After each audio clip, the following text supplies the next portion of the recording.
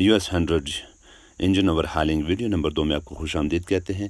Piston کی حالت آپ دیکھ لیں کہ پسٹن جو ہے اس کی پالش کر کے تو یہ چل سکتا ہے، ہم اسے انشاءاللہ کوشش کریں گے چلائیں گے۔ اس کا اب ہم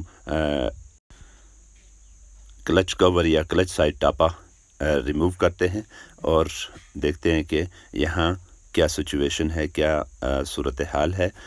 اس کو بھی حسب سابق کسی طرح سے ہر ایک پرزہ آرام سے ہم ریموو کریں گے۔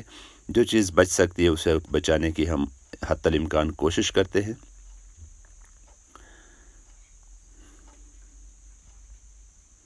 کلچ کور کھولنے کے بعد اب کلچ کولا ریموو کرنے کی کوشش کرتے ہیں۔ اب دیکھ رہے ہیں کہ یہاں بھی آئل چونکہ انتہائی گندا استعمال کیا گیا ہے، آئل بر وقت تبدیل نہیں کیا گیا ہے تو وہ ہر طرف اس کی دھوم مچی ہوئی ہے۔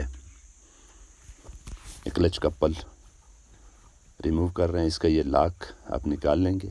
نکالنے کے بعد اب کلچ چونکہ یہ کچھ وقت پہلے اس کی ریپیئرنگ ہوئی تھی تو یہ بالکل ٹھیک ہے، اس کو ہم ایسے رہنے دیں گے۔ اس کلچ گراری کا چھوٹا سا لاک ریموو، گراری ریموو۔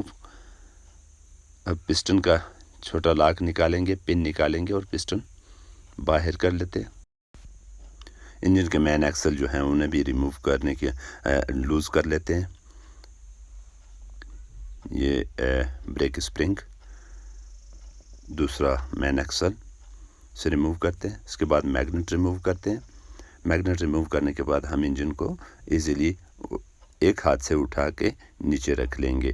تو اگر آپ چینل پہ نئے ہیں تو چینل کو سبسکرائب کریں اور ویڈیو اچھی لگی لائک کریں، شیئر کریں، علم کو دوستوں تک پھیلائیں۔